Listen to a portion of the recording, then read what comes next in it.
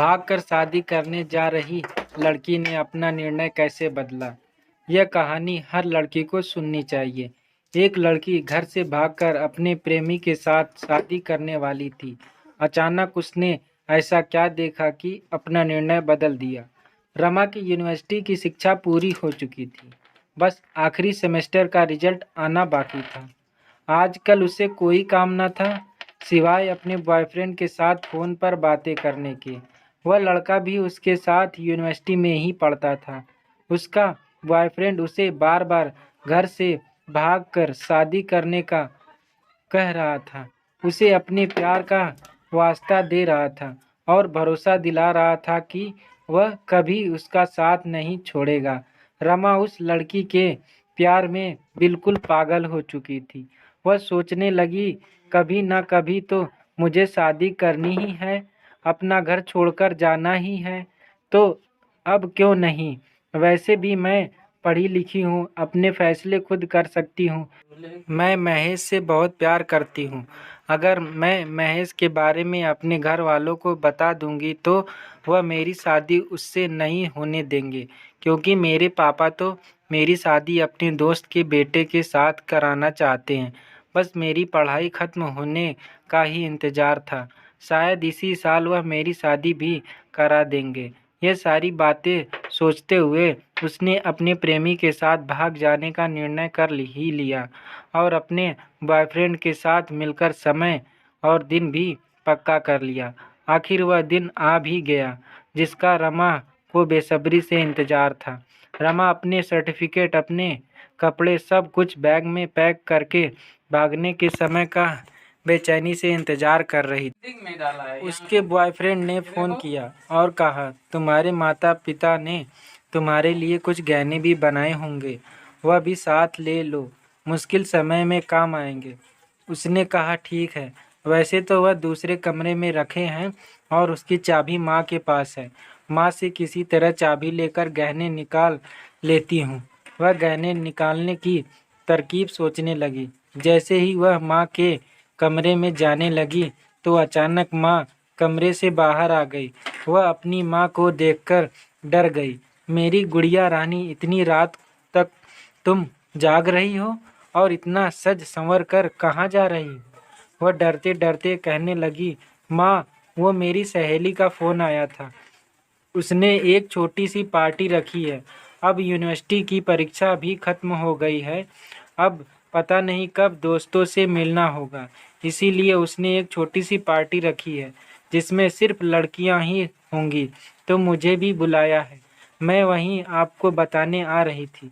उसने किसी तरह से खुद को संभालते हुए माँ से झूठ कह दिया और आगे अपनी माँ से कहने लगी, माँ सुनिए ना, मुझे आपके हाथ की कॉफ़ी पीने का बहुत मन कर रहा है। क्या आप मेरे लिए कॉफ़ी बना देंगी? ठीक है बेटा, तुम मेरे कमरे में बैठो, मैं अभी तुम्हारे लिए कॉफ़ी बनाकर लाती हूँ। माँ ने मुस्कुराते हुए सर पर हाथ फेरा और रसोई चली गई। उसे बहुत ही अच्छा मौका मिल गया था। उसने माँ के तकिए के नीचे से दूसरे कमरे की चाबी ली और वहाँ चली गई।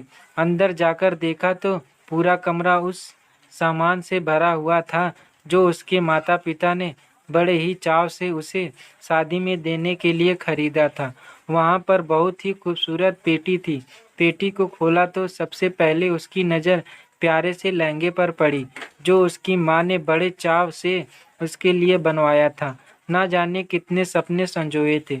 उस शादी के जोड़े में माँ अक्सर कहा करती थी, जब मेरी बेटी शादी का जोड़ा पहनकर दुल्हन बनेगी ना राजकुमारी लगेगी। राजकुमारी साथ ही एक बड़ी सूटकेस थी जिसमें बेहतरीन सलवार सूट और खूबसूरत साड़ियाँ रखी हुई थी।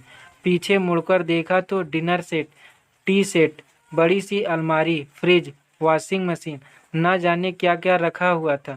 कुछ कीमती और खूबसूरत चीज़ें तो ऐसी थीं जो माँ ने चोरी छिपे बना कर रखी थी, जिसके बारे में उसे आज पता चल रहा था। उसके माता पिता उसे कितना प्रेम करते हैं उसका अंदाज़ा आज उसे हो रहा था।